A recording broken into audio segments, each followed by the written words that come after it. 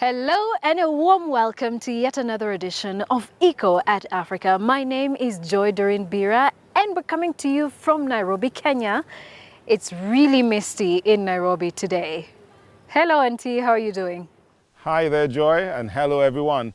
I'm Neo Taigwe and I'm here in the Lekki area of Lagos. Today we've got some exciting environmental stories to tell you. We will be visiting a German company that's producing paper out of grass, and how farmers in Zanzibar are making a living by growing seaweeds. Ethiopia has some of Africa's most important national parks, and to help preserve these natural resource treasures, Africa Wildlife Foundation has launched a special program. Classroom Africa aims to teach school children about the importance of wildlife conservation. Let's now head to northern Ethiopia and take a look. Simien Mountains National Park boasts over a dozen peaks. It's one of the most spectacular reserves in Africa and one of the continent's oldest. The park is home to a range of rare species, among them the Galata baboon, the Simien fox, and a wild goat called the Walia ibex. Its natural attractions draw tourists from all over the world. Simien National Park is a huge ecological phenomenon for the country. It's a World Heritage Site as well. So it's important to Ethiopia, it's important for Ethiopia's economy, it's important to the global community. The African Wildlife Foundation runs several projects in the region. The park is listed as a UNESCO World Heritage Site, but nature is still under threat here. That's because the human population in the park is growing. The push for more farmland is leading to overgrazing and deforestation. In an attempt to avert the more dire effects of human activities, the African Wildlife Foundation is creating alternative sources of income for locals. The foundation and its partners have built businesses around the park, like this lodge. We have to explain conservation in terms of people's livelihoods, in terms of our way of life, in terms of how it contributes to the economic development of our continent. And the reality is true that conservation is a business. It's an ecological infrastructure which is absolutely necessary for the continent's development. And the businesses don't just provide jobs. Profits from them are also used to fund local projects like this primary school at the edge of the park. Here, specially trained teachers educate students on wildlife conservation and how it benefits the local community. I've been teaching students about the benefits and how to protect the wildlife in our park. The wildlife here is beneficial to the country. Visitors come here to see the animals that are native to the region. The visitors bring money to our community. And this money helps us build schools and health facilities. The schools will help raise literacy levels within a generation. The hope is that investing in education will help preserve the park for generations to come. If the concept fulfills its promise, the benefits would be major, both for the local economy and people and for the environment and unique wildlife in Simien Mountains National Park. Today, more and more communication is digital. We are sending emails and text messages rather than letters and postcards.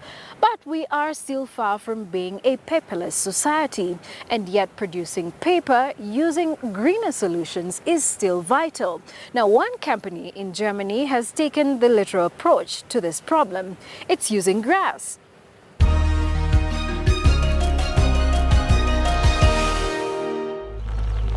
This farm in Allgäu makes hay several times a year. It's used as animal fodder. But sometimes the meadows produce more than the livestock can eat. In a normal year, we'll have something left over. That was the case in the last few years. And what do you use it for? It goes to wholesalers in Switzerland or Austria, sometimes here in Allgäu. Some of it is bought by Uwe Dagnona. He has a company that markets paper-based products, from wedding invitations to calendars. In recent years, he's been making his company more environmentally friendly and is replacing paper made from wood pulp with paper made from grass.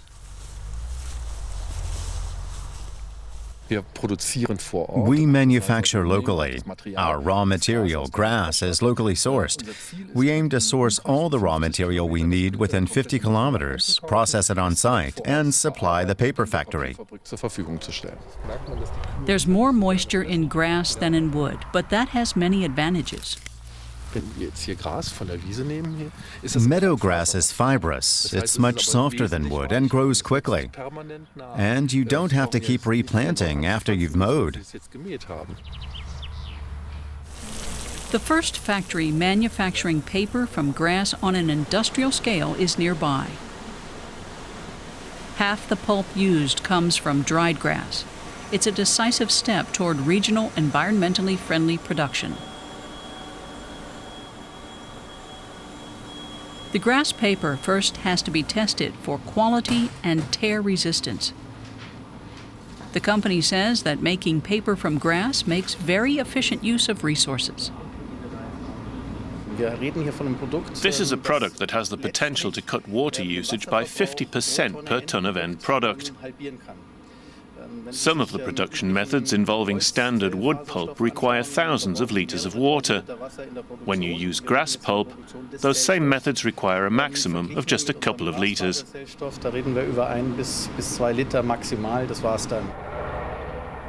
Reducing the ecological footprint of paper is a research focus of the Technical University in Darmstadt.